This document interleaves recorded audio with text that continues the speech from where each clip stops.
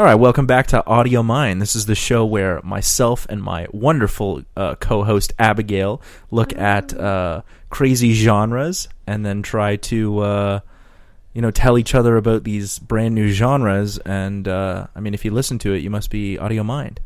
That's this terrible pun I've come up with. Is that how we're really starting this now? Why? Do you want to start it a better way? Is it going to be the pun every time? Oh, hell yeah. Oh hell yeah. We're already into it. All right. It's Audiomind. It's the best thing I've ever come up with, ever. Probably. You are so less than impressed. Yep.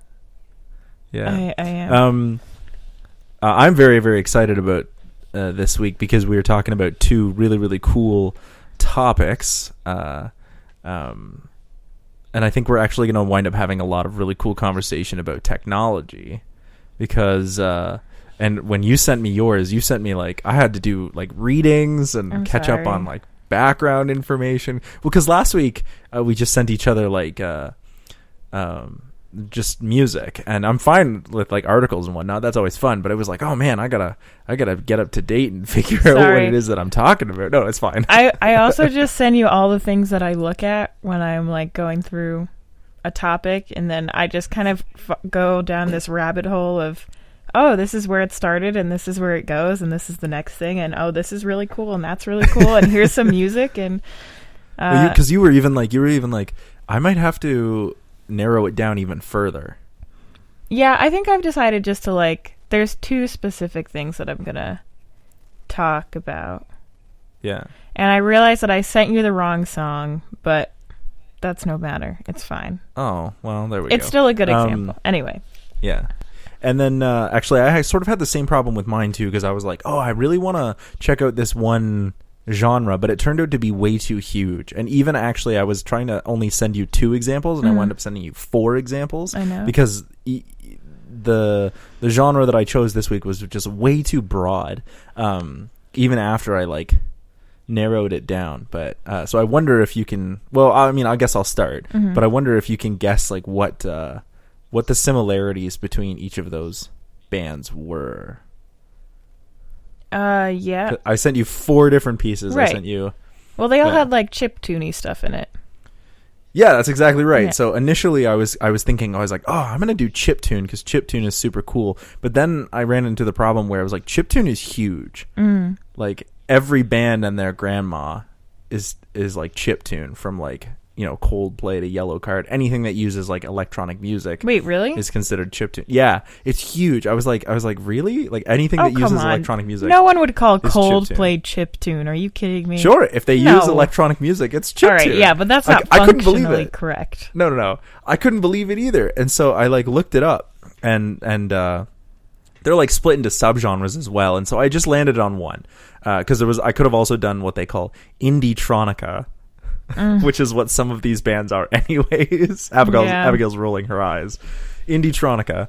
Or I chose to do Nintendocore because I thought it sounded really, really cool. And then I started doing research on it, and they're the big thing in Nintendocore is that a lot of these bands actually cover classic Nintendo music from the Super NES days. A big one everyone is all up ons for Sonic and Mega Man covers. Oh, that's surprising. I would have thought Mario. Yeah. I'm sure there's a lot of Mario covers up there too. Yeah, there's a lot of Mario covers, and Mario's classic. But for some reason, Nintendocore and their ilk, those bands are really, really into Mega Man specifically.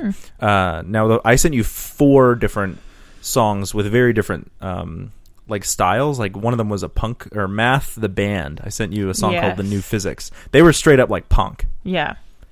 Pop punk, and I really liked that. They were very pop punk. They kind of reminded me of the Front Bottoms. I don't know if you know them. No, I don't know them. They're really good. They reminded me of something that I would have heard on what is his name? Scott Pilgrim versus the World. Yeah, I can see that, I guess. The whole vibe I got from Nintendocore was Scott Pilgrim. Definitely. Very, very millennial. I really liked that one. And then Horse the Band is the other one that was also called The Band. They were like very metal. Yes. Yep. They were definitely more metal. More metal. And then Octopus Project. The song is called Sharp Teeth. I really that liked one was like Octopus Project. Wow, they okay, were I so wondered good. if you really liked that one. I really liked the them. one that I actually really liked was the Depreciation Guild. The Depreciation They were Guild. like... Oh, that was the one with the video was shot in Japan, right? Yeah, with the two Japanese girls. Yep. Yeah, that All was of pretty their- good too. I think All of their stuff is like dream pop, indie-tronica, Nintendocore. I Yeah. really liked the Depreciation Guild a lot. yeah, they were good. But what was interesting is all four of those bands, the reason I sent you those four is because I wanted to get like a real feel, like, you know, Horse the Band was really, really heavy, but that wasn't indicative of what Nintendocore is. So I wanted to see if I could really get to the feel of like the ideas to sound like classic Nintendo tunes. But I also, all four of these bands make originals, because none of them are like super huge. They're not like the biggest names. Right. The biggest names were like the Mini Bosses and what's the other one? Horse the Band is pretty big, but the Mini Bosses are a big one, and they're very famous for just their covers. Oh, okay. Like all they do is like covers of classic Nintendo tunes, but as a full band, and that's cool. But I really wanted to like explore the originals, like the ideas of you know, what are we doing that's original? Because not that anyone can do a cover, and there's certainly a nuance to doing a great cover, but yeah, I mean, we want to look at originals. I think it's weird because it created this feedback loop where these bands like what was the first band to do this? A band called Yellow Magic Orchestra, who I'd never heard of before. And they started with this whole thing where they were like covering and working with like chiptune and Nintendo, you know, that sound of like the 8-bit, 16-bit sound, and they actually started like this feedback loop where they were influenced by that kind of sound, and then the composers of those video games were like then influenced by them. So we had this like weird, that's cool, feedback loop spiral where like these bands were coming out and playing covers, and yeah, I don't know. I just looked it up and went down this rabbit hole. Like started at chiptune and went down this rabbit hole into Nintendocore, and I found like the band, the Mini Bosses that I was just talking about. They do like live events at like video game cons and stuff like that, where they play. They play like these classic tunes as a band. Like that's super cool. That's I kind of wish I kind of wish I would see that. Like I would go see that just to experience it. Yeah, I like a lot of classic video game music. I'm more on the I guess classic Nintendo side of like The Legend of Zelda and Mario.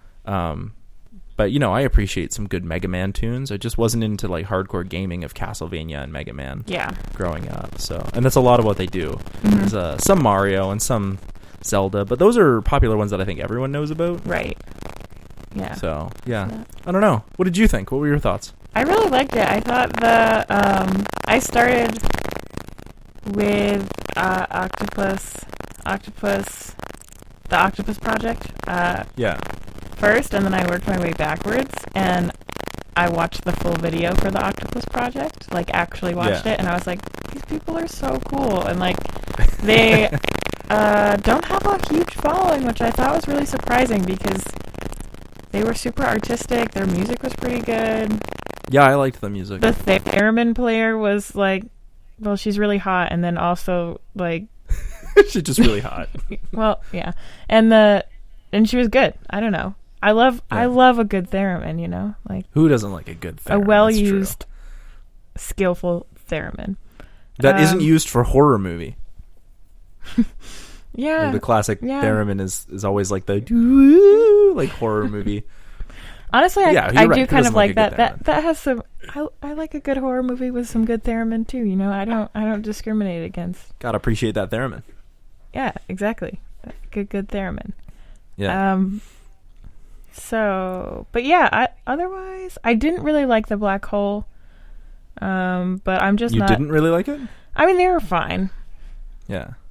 Yeah, that's Horse the band, and they were actually the biggest out of the four, like in terms of, I'm just going by like YouTube views. Yeah. So, I thought that was really, really interesting, but... I think the Octopus Project was super unique, and Math the Band and the Depreciation Project, or just the Depreciation? Guild. The Depreciation Guild. That's it.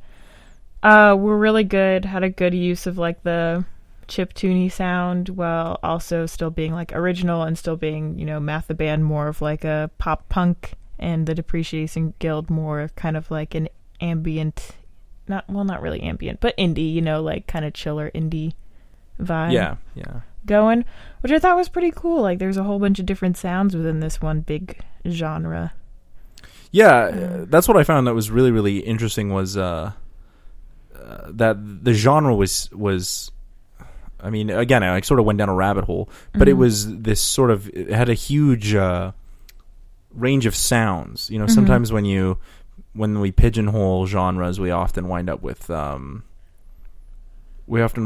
you know, oh, they all sort of kind of sound the same, or sound very similar to each other. But what I liked about this one was that, like, yeah, they're all sort of trying to sound like classic chiptune or Nintendo, but it was still they all sounded very different, which I thought was excellent. I thought was really, really cool. That's super neat.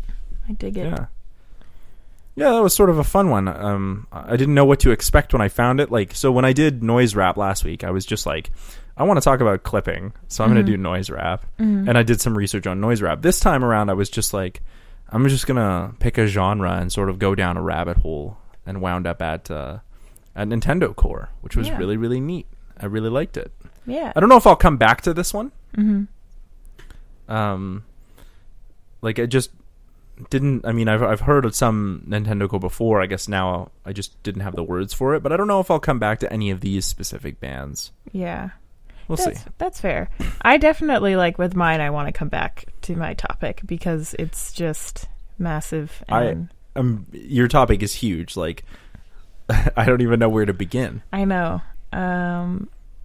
Should I begin? Yeah, get into it. All right.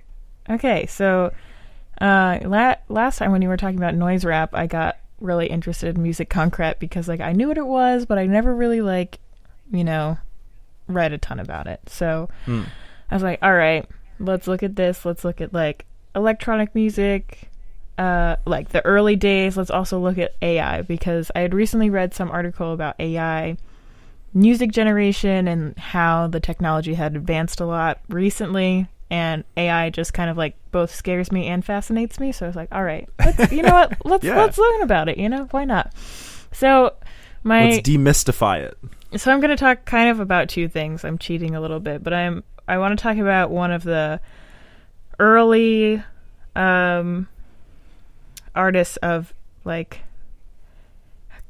computer music is what Wikipedia dubbed it as, but I really think it's like algorithmic, like mathematical music, where you compose music by following an algorithm. And so the guy that I read a lot about was Ioannis I think it's Xenakis. Oh, you think it's with a hard X? I think it's a I hard X. would have said Xenakis. I'm pretty sure it's a hard X. Okay. Hold on, give me a sec here. I'll look it up and Greek. see what it says. But he's really, really cool. He was one of, like, the founders of Music Concrete. Theoretically, it's like early Music Concrete. And he was, like, an engineer and a architect, a performance director, and then became a music theorist and a composer, which is really cool. And he was in World War II, and I was watching this video about him. Some guy on YouTube did this really cool, like, kind of summary biography on him, and theorized that, like, some of his music is almost like gunfire, where you can't pick one instrument out in the bunch. Ooh, very music concrete. Yeah. And so he was in World War II and was really wounded by gunfire and saw a lot of battle and combat, and was a radical communist. Very, very cool guy. So he came back from that and then started making music. And yeah, just kind of revolutionized a lot of stuff by making these really weird compositions.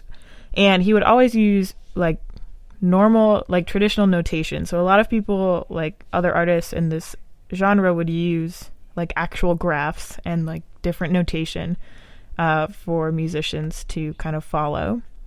We saw that a little bit in the one piece you sent me, Metastasis, I think. Yeah. I think it was... Oh, did I send you Metastasis? I thought I sent you Mists. You sent me Mists, and then you sent me Metastasis. Okay, yeah. So Metastasis... And then you also sent me, yeah.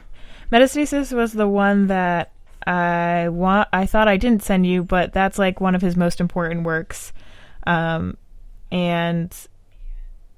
it was composed for orchestra, and it's just ridiculous. It's just...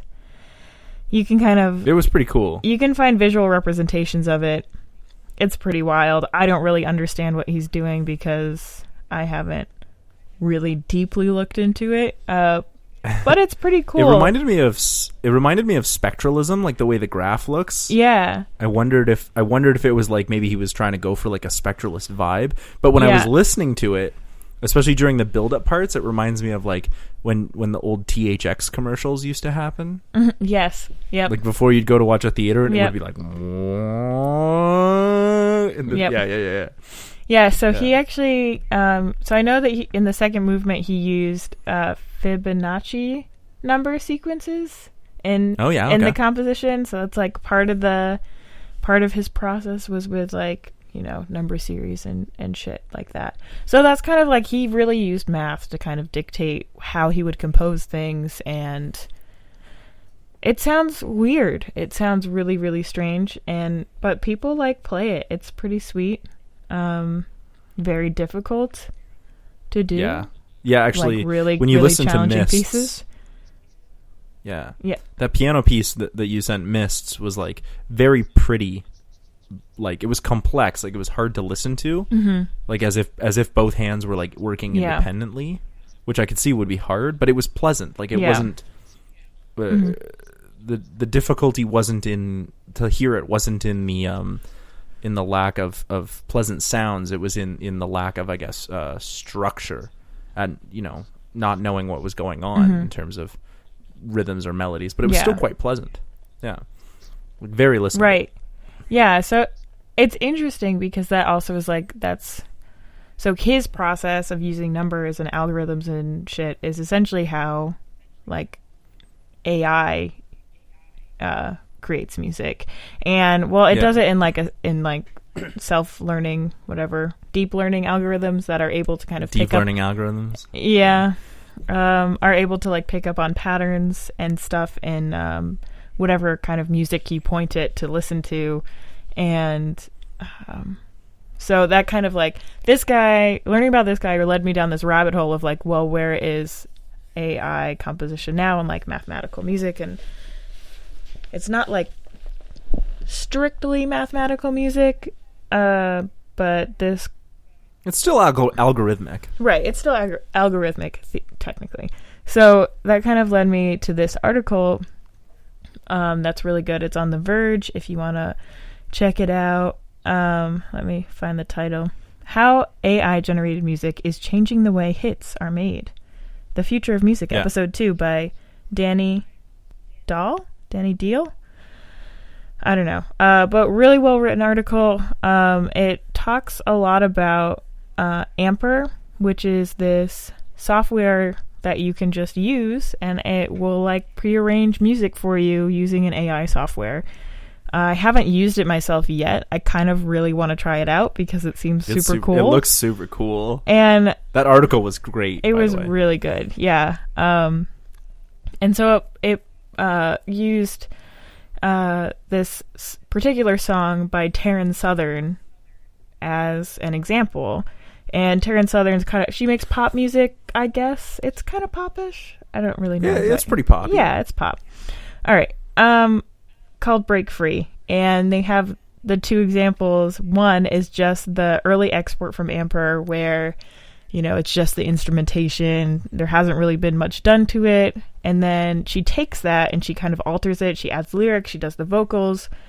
She changes it melodically a little bit, but keeps a lot of what's there and turns it into this much better song, I would say. At least more that's developed. so funny because when I heard the original versus her version, her version has way more production value and so like the instrumentation, but I actually preferred the AI version over her version. Yeah, I thought it was like catchier, more I guess rawer sound. Like I mean it's nothing that you wouldn't find on like SoundCloud or anything like that. Yeah. But I just found it like I was like, oh, like dope. This is an actual pop song. Whereas I found, maybe this is just my opinion on pop music in general, but I found hers was a little overproduced. It was definitely overproduced for sure. But I mean, like that's that's standard pop for pop. Yeah. Yeah. I think but I don't know. I found like there was a rawer kind of sense, to the Amper version than Taryn's version. That's just my opinion. Yeah, I acknowledge your opinion. I disagree with it, but I acknowledge it. It was definitely more, I think it was just, it still sounded pop, but it sounded, it had a different vibe to it, I guess. Yeah. For sure. And I didn't really like her video. I found her video kind of distracting, so I stopped looking at it and then was trying to listen more to the song. I didn't care for like the song that much either. No, it wasn't a great song. I mean, it didn't grab me. Like as a representation or an example of what they were trying to do with Amper, I think it worked really, really well. But like as a song itself, like if somebody was just like, "Hey, check out this pop song," and I wasn't primed by realizing or hearing that it was an AI, I wouldn't have thought too much about it. Right, exactly. And that's kind of what the article almost is getting at, is that like this technology isn't really there to be able to create something that is really going to grab you. Like, I don't know what a good example of it is. I don't know. I guess like I have recently been listening to Billie Eilish because I never listened to her before until like, I had heard some of her songs, but I hadn't like actually like given them a real listen. Wasn't your roommate like a huge Billie Eilish fan? I know she was, and I just didn't. I didn't hear any of the music that she played. I guess I don't know. But the way like her songs are so catchy. Oh my gosh, wow! And they're really, really interesting, and they have a lot of depth to them in a way that I don't think AI is able to produce at this moment. But the way that this article is kind of framing of how to use such software like Amper is to kind of, I guess, get rid of the handicap that a lot of singer-songwriters have when it comes to producing music. Because if you're a singer-songwriter and you just know how to play your guitar or just know how to play a piano, and maybe you don't know how to like create a drum beat and whatnot, this software will essentially do it for you. And even Logic, like the DAW, Logic will create, like there's a studio drummer that you can like insert, and it will kind of sense the lines that you've done and come up with something. It's called quantizing. Yeah, exactly that. And sometimes people will use quantizing actually even after they've done recording their own thing, and you can like set up your quantization and you can see like where the beats, the grids or whatever are, and it'll actually correct your drum beat for you. Yeah, that's sick. Yeah, so same kinds of ideas. I also think that like as of right now, I don't know that AI would, like as you say, would be a great tool for composing all on its own, but I actually think this could be really interesting for writer's block. Definitely, yeah. Like from two different angles. One where you could just be like, I don't know where to start, and just sort of be like, play me something. You know what I mean? And as an exercise, this might even be something fun for you and I to do. As an exercise, just be like, here's a song that we both start with from Amper, and then in our own individual ways, take that version and go bananas. Oh my God, can we do that? I really want to do that. Yeah, that sounds like fun. Oh my God, let's do that. Okay, let's do that. But so you could start that way. But the other version that I was thinking is, sometimes maybe this happens to you because you're also a writer, where you have an idea or like a little snippet of either a melody or just a chord sequence or a riff, and you're like, this is the dopest thing I ever have, but it's all I have. Yep. Like it's just this little smidge of creativity, and I can't figure out how to connect it with anything else. So like, almost like if you could like input that into a program like Amper and then be like, feed me back something, right? Like just lay it on me, definitely, and see what happens. Like I just think that would be interesting for writer's block to be like, where could I go with this? Absolutely, yeah. I think that's super relevant to me as well, because I definitely have that problem of like, wow, I have this really, really nice verse. Wow. Where do I go with it now? Like, and then I make some super basic chorus and I'm like, well, that's not going to work. But and then you just abandon and then I it. just give up because I'm like, now I have no other ideas. But I think like being able to hear a song a different way and like kind of feeding different ideas into your brain is a really, really good practice, because then that will kind of, make your songs a little bit more nuanced. And like, then you're just, it's like you can't just write down lyrics in one go. You always have to like go back over them and kind of, edit, or you can make them better, or some things don't flow as like smoothly as you always want them to, and going back over and editing them will help with that. Same way, like being able to hear the music differently and like transform the melody in certain ways will really kind of like help you in songwriting. Yeah. Help you understand what exactly it is that you want this song to sound like. It's almost like instead of having an artificial composer or artificial intelligence composer, you have an artificial intelligence producer. Right. If you use it the way we're talking about. Yeah, definitely. And I think that's super, super useful. Like I'm definitely going to use this somehow. And like that. I think one of the things that they also bring up in the article that I found was really interesting is that some people are saying that using this software is like quote unquote cheating. Like it's cheating the process because like it's making stuff for you. But I kind of, they had some other guy in the article say that like it's really just taking out the bullshit elements of just trying things and like the painstaking amount of time it takes to come up with something new, and that having AI generate something that's almost new, that's almost there, but something different is super useful, because AI spends like little to no time on it, whereas coming up with like a whole chorus might take me a day or like a couple hours or 2 days or 3 days, Yeah, man. Depending on easily how like creative I am on that particular day. And just kind of takes that out of the process, so then you can kind of be on your way and, I don't know, get less frustrated with what you're doing in the songwriting process in general. Yeah. So I do feel like it is a bit of like a songwriting tool. Right. For sure. But this also, like, just thinking about like the quote unquote cheating makes me think about when we were doing our masters, I took a course on the position of the listener, and one of the topics we were allowed to do our essay on was the technological sublime, like how technology was sort of changing the way we listen and understand music. And one of the things that I came out from that, I didn't do mine on artificial intelligence. I actually did mine on drum programming in heavy metal, and how like drum machines were, but people were saying like, oh, if you use a drum machine, it's not a real drummer, and so that's cheating. But what was actually happening was drummers were using this as a writing tool. Or guitar players even were using this as a writing tool, and because you can essentially do impossible things with footwork, right? As particularly bass drum is very important, kick drum is very important in heavy metal. They were doing like these impossible patterns, and instead of being like, oh, this is impossible, drummers were responding to that by being like, oh wow, this is very popular, and then upping their footwork game.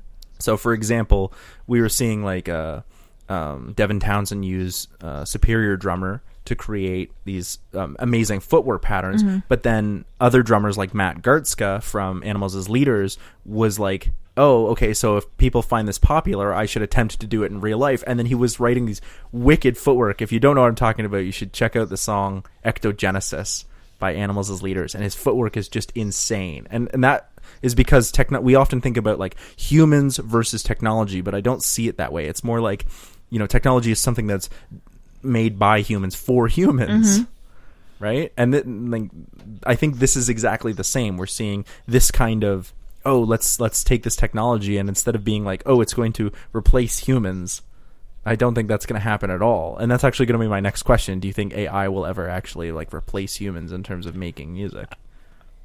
Like me personally? Yeah, do you think that? I don't know. as an artist and a creative, I want to say no, never, because like, I've got to. But I kind of think that it will eventually get there. At least for like more pop songs.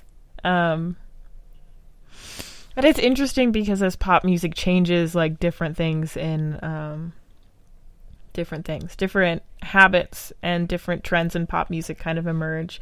For example, you mean like tastes and lyric style, like musical structure and stuff. I find Billie Eilish really interesting because her, like that really popular one, Bad Guy, just like the last third of the song is completely different. It's just like a completely different break, and it just goes into, I don't know, you should just listen to it if you don't know the song that I'm talking about. Yeah, I think I will. It's really interesting for a pop song to just kind of like suddenly abandon its whole structure. And I was like, wow, good job. Good job, Billie Eilish. And I think Phineas is her brother and her producer. And it's just, they did a good job. That's a name I know, actually. Why do I know that? Probably because he's produced a lot of music. I think so. Okay. But yeah, so in that sense, I don't think AI will be able to do that, where it will just kind of be able to go off the rails and produce something super interesting. But a commonplace pop song that has a really catchy hook, I think it could do. I think, I don't know, what is it, 30 years ago the internet didn't really exist, so like... That's true. And now here we are having a conversation over the internet. Literally, yeah. I'm also the reason I brought that up is I wanted to ask. I also think that it will be used for things like that, for producing and actually like creating music all on its own. Mm-hmm. But I do think that there will always be musicians who will do it in a quote unquote normal creative way. I think the reason for that is because I think that the making of music is not just for consuming, and listening that way. I think that the reason that artists make music is because it's a creative way that helps them relax. Definitely. Right. So I think there will. I don't see it as like it's AI music versus the real music. I see it more as like there will be those who will always find music as a creative way to let that music come out. And I think artificial music, AI music, might be a way that even helps more people do that. Right. As the age of technology happens, just to bring this back to Nintendocore, as the way of technology happens, like, the way we make music and understand music and hear music and things has become different, 16-bit channels and 8-bit channels for music had a particular aesthetic that they really wanted, and as technology changes, we'll see the way that musicians write, and I do think that those who use computers are musicians. It's just a different kind of musician. Right. We talk about people like Deadmau5, who like literally painstakingly makes a beat and then paints his melodies in using like a MIDI file just by clicking in his DAW. Like Logic or Pro Tools or whatever he uses, or what, just clicking in, painting his melody as opposed to playing it. And like, sure, whatever helps him be creative, because if he doesn't know how to play an instrument, and I'm pretty sure he doesn't, but don't quote me on that one. But he still creates these awesome pieces of music. I think AI might be able to help people do that. Be like, I'm feeling this mood. How do I, I'm talking future. I'm feeling this mood. How do I make this mood into music? And the AI would just like read your emotions and scan your brain and then be like, beep, boop, beep, boop. You feel this emotion. Listen to this song I just wrote based off of your emotions. You're assuming that we're not going to die in a climate apocalypse before then, but I'm hoping. One can only hope. But the other question I wanted to ask is, if you've seen, there's an anime on Netflix called Carol and Tuesday. I haven't seen it. Okay, so the reason I bring it up is because it takes place in the future and they live on Mars, but it's all about music. It's about these two girls who write music together, and at the same time, the whole industry is sort of dominated by music that's written by artificial intelligence. But it's never like, oh, one music is better than the other. They're just different. And that's the way I think it. That's the way I see it. That's the way I would hope it would be. Yeah. Be like, why can't this just open up another avenue for writing music? Yeah, it's interesting. I don't know. Yeah, I'm interested to see what happens in music in the next, few years, 10 years, 20 years, I don't know. Because it has also the music business has significantly changed, and the idea of, all right, so now you don't have artists, you have artificial intelligence, which means that the music industry, theoretically, you have a computer that can make hip hop songs in your Sony Music. I mean, then you just get to pocket all that money, and you don't need to pay an artist, or you pay someone to be a stand-in artist and pretend that they did it, and no one knows. This brings in, oh no, now we're going into deep rabbit holes. I know. No, because now I'm thinking about Hatsune Miku.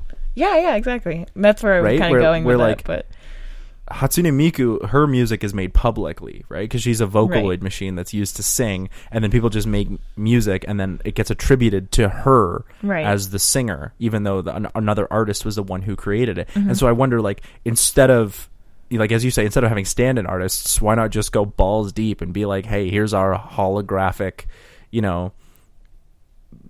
artist who doesn't actually quote unquote exist. They just are there for us to create an image of and pump songs out of using an AI. And you know what? As scary as that sounds, I think that would be dope. I would love to see a Hatsune Miku in concert. I think that would be such a cool phenomenon. Yeah, definitely. I mean, I'm interested in experiencing that, but also part of me is well, why do we listen to music, and why does music resonate with us so much? And then it's human connection is on one level of it, because you're this person has actually felt these emotions that I'm feeling, or at least you pretend that they're, or you have some sort of delusion that the musician has actually felt those emotions, and maybe they have, you don't know, but it's just your interpretation of the song, and kind of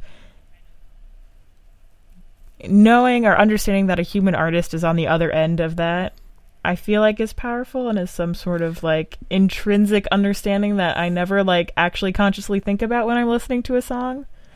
But that's why I think always kind of there. I think we'll never stop writing music. Right. You or I, or other musicians. But that doesn't mean there can't exist, a peaceful coexistence between those who, create music for the explicit purpose of just making it and hope that other people hear, and artificial intelligence, which which can carefully, calibrate songs so that everyone is explicitly a hit. Right.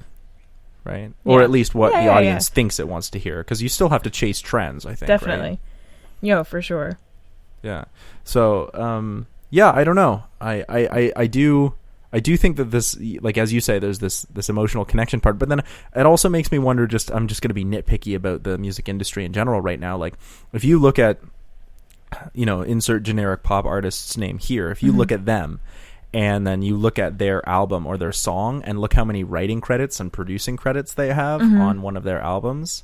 I mean, that's just the way the music biz is now, right? Right. Somebody writes a song and you purchase it, and then you produce it and rewrite it and produce it until it becomes exactly what it's supposed to or meant to be, based on what those producers and writers think their audience wants to hear now. Right. Yeah. That's just the way the pop industry is. That's not to say that every artist does that. That's just, overproduction in terms of the sound, in terms of engineering, and in terms of writing is just part of how the industry works. And I don't think AI will change that. Right. So when you talk about that human connection, I think it's at some point in time, I think maybe one of the writers felt what they are trying to. But it's also about what do teenagers and young adults feel? Well, they feel heartbreak, sex, right? You can pretty much tailor make it to be let's write a song about heartbreak, and then we'll write the next one about sex. Yeah. I'm being very cynical. Yeah. Yeah, I don't know. It's interesting. It's an interesting subject area for sure. I'm excited to see where it goes. Yeah, me too. Yeah. But in terms of, so I looked it up. I think it is Giannis Xenakis. It looks like Giannis Xenakis. Anyway, I looked it up to see. But in terms of his stuff, would you come back and listen to it again? If I'm feeling very educated, I think I would. If I want to be yes, I have a master's in musicology. I will. This is what I listen to in my free time. Yeah.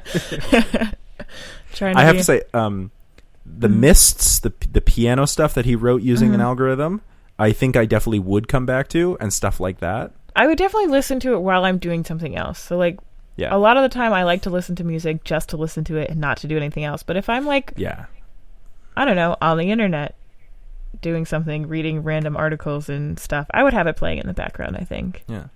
That one I really enjoyed, and the difficulty in listening to it was not about was just about like, oh, what am I listening to? Like, this is challenging. Right. Whereas as cool as Metastasis was, I don't know that I would like throw it on in the background. Yeah, that one's a big one. That one's it reminds me of John Cage's harpsichord. Yeah, I see that. Which is like, this is such a cool idea of having like a computer and a harpsichord like write pieces for themselves, like using a computer algorithm or like punch cards, and like such a neat idea. But like, I'm not going to listen to 20 minutes of harpsichord and computer noise. Like, I'm just not. Yeah. No, sorry, John Cage. Yeah, sorry, John Cage. Sorry, Giannis Xenakis, but I'll listen to your piano stuff. But yeah, man, I know we could go further down the rabbit hole into AI, but for another time. Do you think another time? We'll go back to it. Do you think you'd listen to any more Nintendocore? Yeah, honestly, I really, really liked the Octopus Project. I think as long as it's really fun. I'm gonna download their stuff or whatever. Nice. Spotify it. I don't know. Don't use Spotify. It's bad for the artists. I know. It's so convenient, though. I know. Yeah. Oh, just before, just because you made me think of it, what's interesting is a lot of the bands that I looked up when I was looking through Nintendocore, a lot of them have broken up. Really? Oh, well. Yeah. All right. So when I think of Nintendocore, I think of 2006, or like 2006 to maybe like 2015. You know, like. Really? Yeah. I think that, like, I first became aware of Nintendocore probably around 2000. You already knew about it? Yeah.